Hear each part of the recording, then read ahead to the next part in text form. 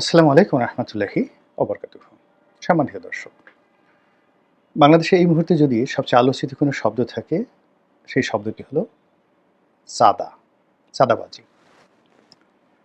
আর কোনো আকর্ষণীয় পুরুষ বা আকর্ষণীয় নারী যদি কেউ থাকেন, তিনি হলেন চাঁদাবাজ অথবা চাঁদাবাজিনী, মানে মহিলা চাঁদাবাজ। চাঁদা নিয়ে কবিতা রচনা হচ্ছে, চাঁদা নিয়ে গান হচ্ছে, চাঁদা নিয়ে স্লোগান হচ্ছে। টুপি মাথায় দেওয়া অলি আল্লাহ গাউস কুতুব, তারাও চাঁদাবাজ নিয়ে কথা বলছেন।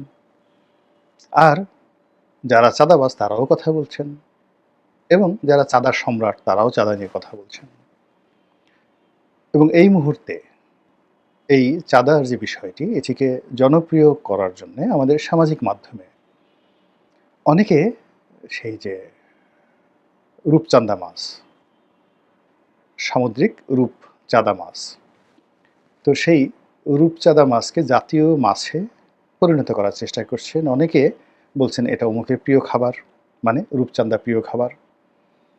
তারপরে আবার ওই যে আমাদের যে জ্যামিতি বক্স, তো জ্যামিতি বক্সের মধ্যে একটা অর্ধ চন্দ্রাকৃতির যে একটা প্লাস্টিকের যে থাকতো, যেটাকে আমরা চান্দা বলতাম, তো ওটাও এক হাতে নিয়ে মানুষে নানা রকম ব্যঙ্গ করছে যে এটা ওনার গলার মালা। জ্যামিতি বক্সের ওই চান্দা ওনার গলার মালা। আর চাঁদা মাছ, রূপচাঁদা মাছ, যেটাকে আমরা আঞ্চলিক ভাষায় চান্দা বলি, চান্দা মাছ, রূপচান্দা বলি, সেই রূপচান্দা এখন অমুকের প্রিয় খাবার, গণেশের প্রিয় খাবার, গদার প্রিয় খাবার, ঘসেটি বেগমের প্রিয় খাবার, এরকম নানা রকম কথাবার্তা বলা হচ্ছে চাঁদা নিয়ে। তখন মনে হলো যে আমাদের দেশে চাঁদ নিয়ে অসাধারণ একটা সুন্দর কবিতা রয়েছে, যে শিশুকে চাঁদ দেখাচ্ছে মা, আয় আয় চাঁদ মামা টিপ দিয়ে যা, চাঁদের কপালে চাঁদ টিপ দিয়ে যা। তো শিশু যিনি রয়েছেন মাতৃ কোলে, তাকেও চাঁদের সঙ্গে তুলনা করা হচ্ছে। আর চাঁদকে বলছে যে আমার হাতে যে চাঁদ রয়েছে, মানে শিশুটি রয়েছে, এই শিশুর কপালে চাঁদ তুমি তোমার আকাশ থেকে নেমে এসে একটা চুম্বন দিয়ে যাও। এখন পৃথিবীর সারা দুনিয়ার যত চাঁদাবাজ আছে, বাংলাদেশের চাঁদাবাজদের এখন এত রমরমা অবস্থা। বাংলার মানুষ এখন এই যে যারা চাঁদাবাজ আছেন তাদেরকে স্যালুট করছেন, তাদেরকে তোয়াজ করছেন, তদবির করছেন, ভয় পাচ্ছেন। যারা দুর্বল চিত্তের মানুষ তারা পুজো অর্চনা করছেন, তাদেরকে পীর মানছেন, তাদেরকে মুর্শিদ মানছেন। তো মুর্শিদ আমার গলার মালা ধীরে ধীরে টানে, যে ওয়াজটা আছে না, মুর্শিদ আমার গলার মালা ধীরে ধীরে টানে ডিজে ওয়াজ। তো এরকম যে চান্দা আমার গলার মালা, চান্দা ভাই আমার গলার মালা, আসেন আসেন আসেন, এরকম দেখবেন যে জিকির তৈরি হয়ে গেছে। এই চাঁদা নিয়ে মারামারি হচ্ছে, চাঁদা নিয়ে খুন খারাপি হচ্ছে। এই চাঁদার কারণে শিল্প কলকারখানা ধ্বংস হয়ে যাচ্ছে, আবার চাঁদার কারণে নতুন নতুন শিল্প কলকারখানা গড়ে উঠছে। চাঁদার টাকায় রোলস রয়েস, মার্সিডিজ বেঞ্জ থেকে শুরু করে অনেক দামি দামি গাড়ি হচ্ছে, বাড়ি হচ্ছে দেশে বিদেশে সর্বত্র।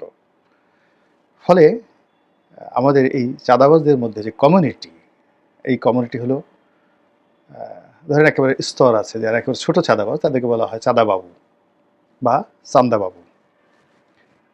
এরপরের স্তরটা হলো চান্দা ভাই, একটু পাড়া মহল্লা যারা চাঁদাবাজি করেন চান্দা ভাই।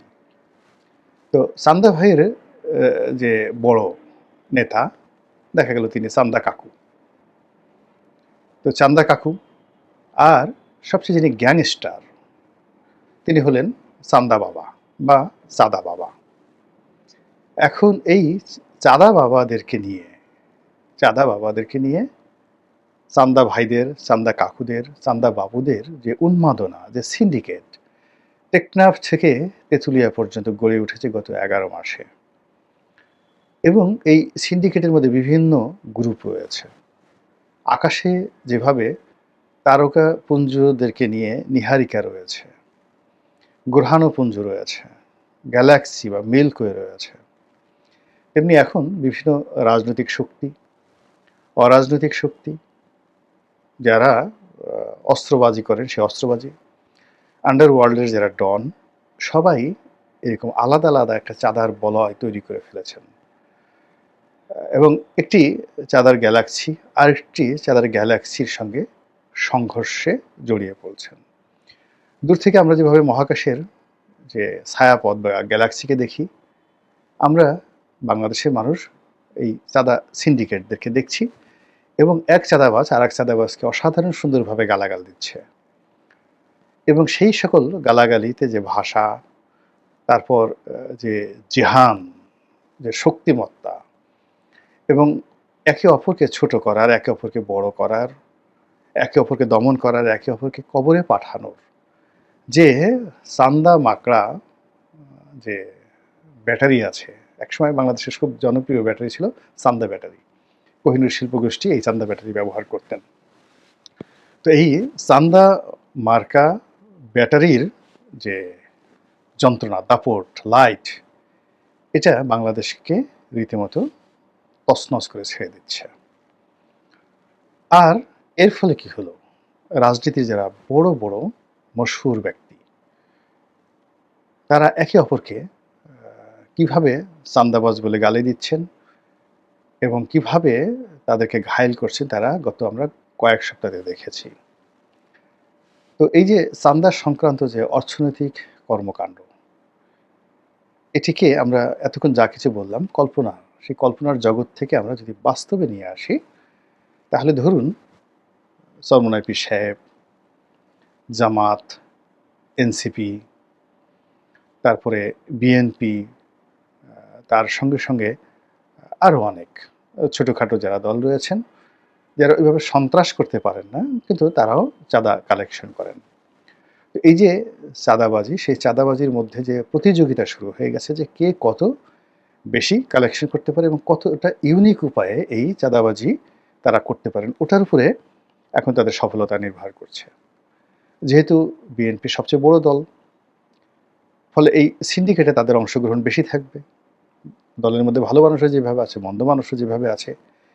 আর এই বিএনপির চাঁদাবাজ যারা আছেন বা চাঁদাবাজ যারা আছেন, তাদের যে সফলতা, তাদের যে গ্লিমসেস এবং তাদের যে মানে যাকে বলা হয় বিকিরণ, ফুটফুটে মানে আলো তারা বিকিরণ করছে, চাঁদার আলো, চাঁদের আলো, এটা দেখে বিএনপি যারা প্রতিপক্ষ তারা তো বেহুশ। এটা কি ধরনের কথা? এত চাঁদা মানুষ খেতে পারে? আরে বাবা খাও, আমাদেরকে একটু দিয়ে ঠিয়ে খাও, ভাগাভাগি করে খাও।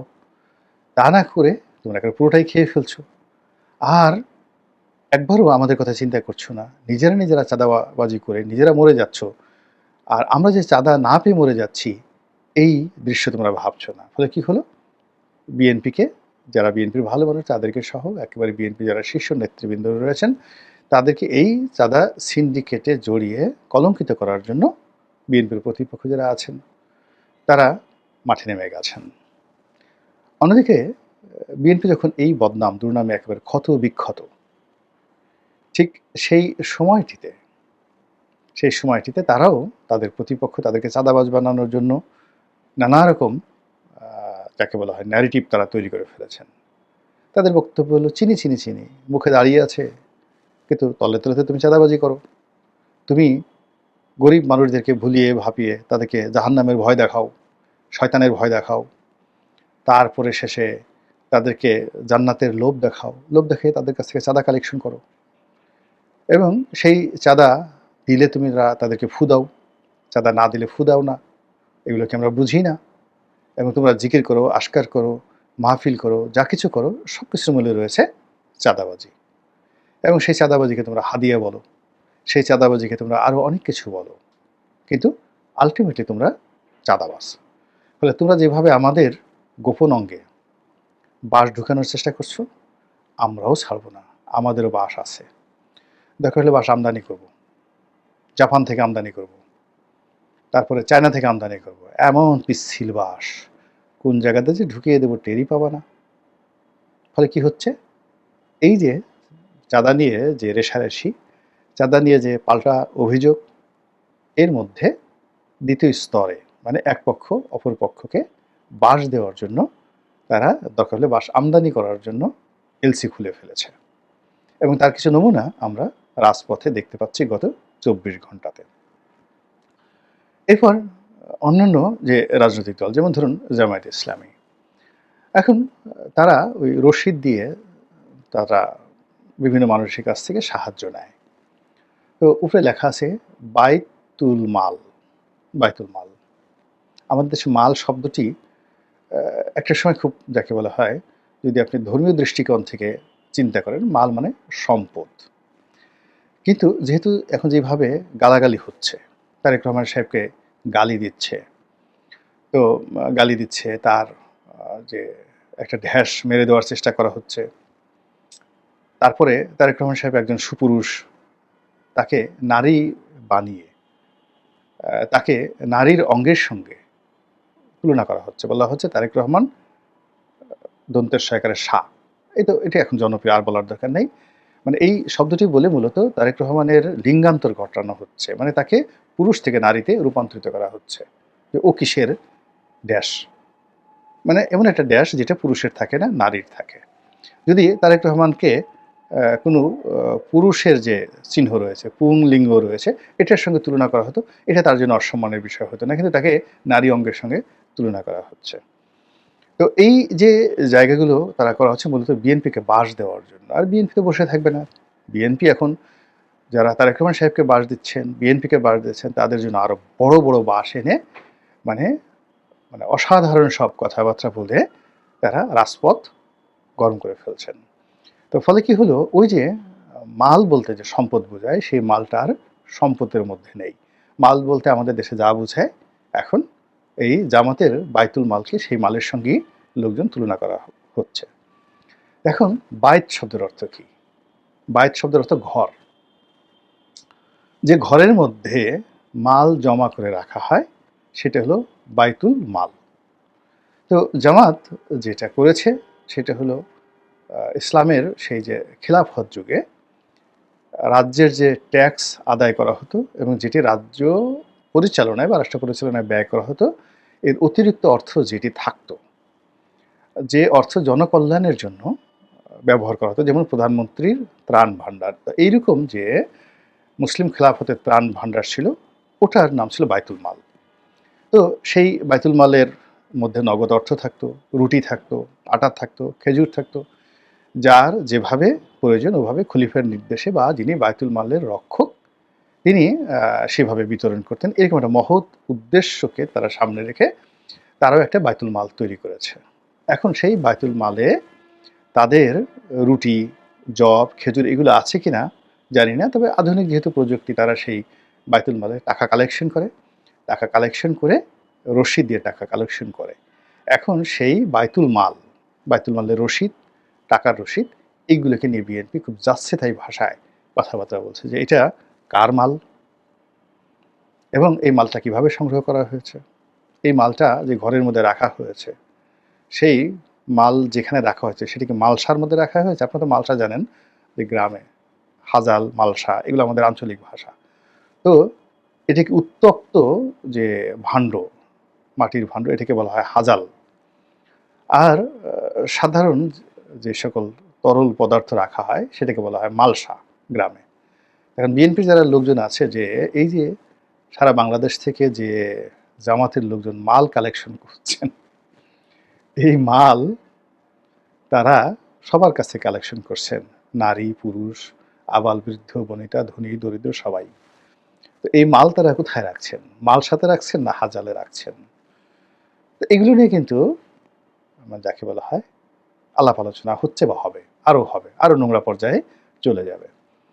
তারপরে শেষে বলা হবে যে যেখানে মাল আছে সেখানে অন্য কিছু তো শরীরে মাখার দরকার নেই, তেল মাখার দরকার নেই, আতর মাখার দরকার নেই, আলতা পাউডার স্নো মাখার দরকার নেই, মাল মাখলি তো হয়ে যায়।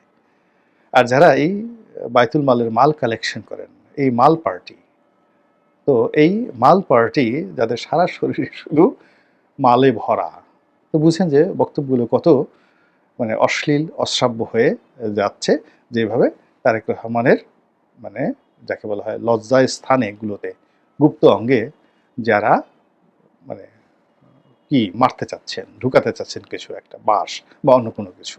এনিওয়ে, তো এইভাবে আসলে যা কিছুই হচ্ছে সবই হলো এই চাঁদাকে কেন্দ্র করে। সেটা হাদিয়া বলেন, বায়তুল মাল বলেন, সেটা জোরাজুরি করে আম আদায় করা বলেন টাকা-পয়সা, বিএনপি করুক, জামাত করুক, তারপর শেষে চরমোনাই করুক। মানে পুরো বাংলাদেশটা এখন চাঁদা নিয়ে যে রাজনীতি চলছে, চাঁদার রাজনীতি চলছে, এইরকম দুরবস্থা বাংলাদেশের রাজনীতিতে কক্ষনো হয়নি। মহান আল্লাহ আমাদের সবাইকে হেদায়েত দান করুন এবং হেফাজত করুন। আসসালামু আলাইকুম ওয়া রাহমাতুল্লাহি ওয়া বারাকাতুহু।